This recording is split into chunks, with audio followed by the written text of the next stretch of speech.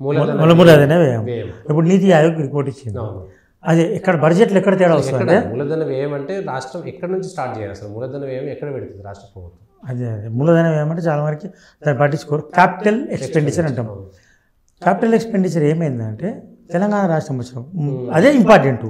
Capital expenditure ఎంత కేటాయిస్తే నీ అది డెవలప్మెంట్ సూచిక అనమాట.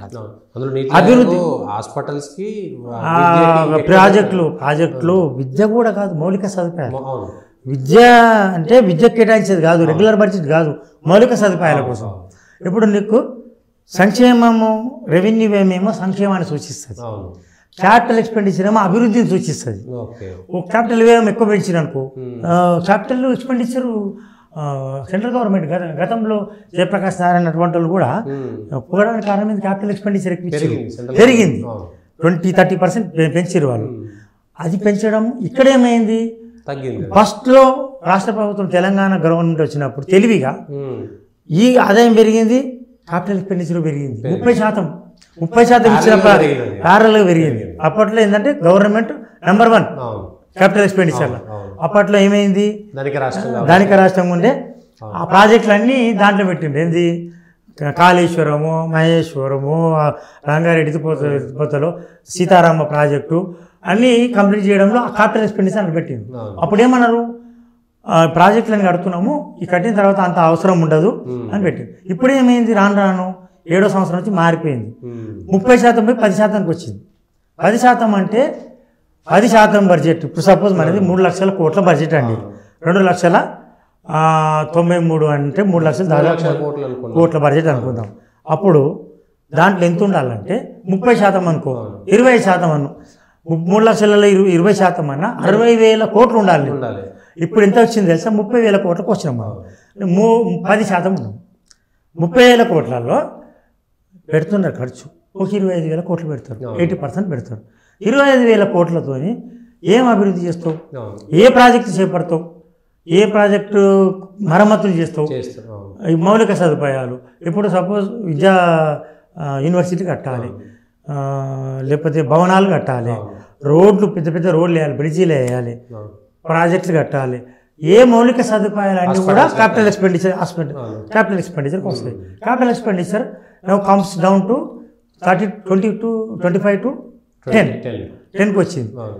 అన్ని రాష్ట్రాల పరిస్థితి అట్లే ఉంది, కేంద్రం పరిస్థితి మెరుగ్గా ఉంది. అన్ని రాష్ట్రాల పరిస్థితి ఏపీలో ఇంకా అధ్వానంగా ఉంటుంది కంపారిటివ్లీ.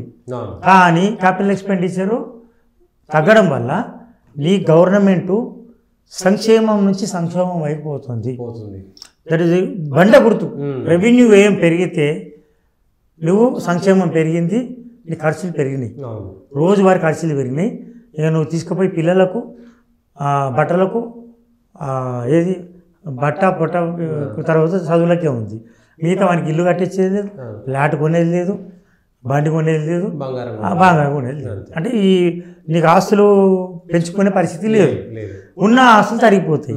ఈ పరిస్థితి ఏంటంటే రెవెన్యూ ఆదాయ మార్గాలు ఇప్పుడు దయనీయంగా ఏం లేదు. కానీ నీ ఖర్చులు పెరగడం వల్ల దయనీయంగా పరిస్థితి మారింది. ధనిక రాష్ట్రం పేద రాష్ట్రం అయిపోయింది 3 ఏళ్ళ కిందనే.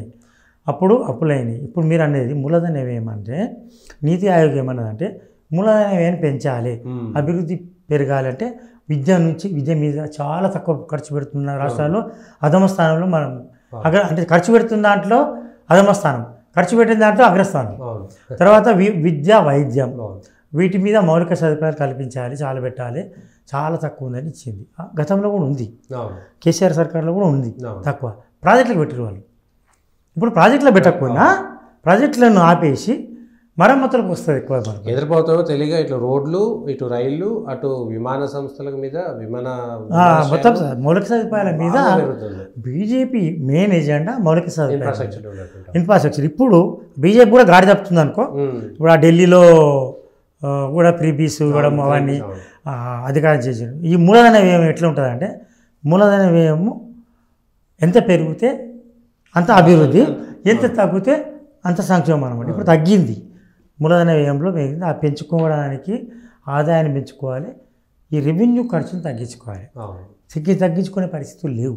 ఎందుకంటే ఉద్యోగ కల్పనలో 3% పైగా కొత్త ఉద్యోగాలకి ఇవ్వాల్సి వస్తుంది. అవును నీకు పెన్షన్స్ జీతాలకి సగం పోతున్నది. పోతున్నది. ఏ సగము సంక్షేమ పథకాలు, ఇంకా మిగిలినది ఏం లేదు. ఉన్న 10 చిన్న పిండి తక్కువ రొట్టెలు ఎక్కువ వేయాలంటే కాదు. కాబట్టి ఆ క్యాపిటల్ ఎక్స్పెండిచర్ ఇప్పటికిప్పుడు పెరిగే అవకాశం లేదు. పెంచడానికి ప్రయత్నం చేయకపోతే ఇంకా అభివృద్ధి జరగదు. సో అది పరిస్థితి.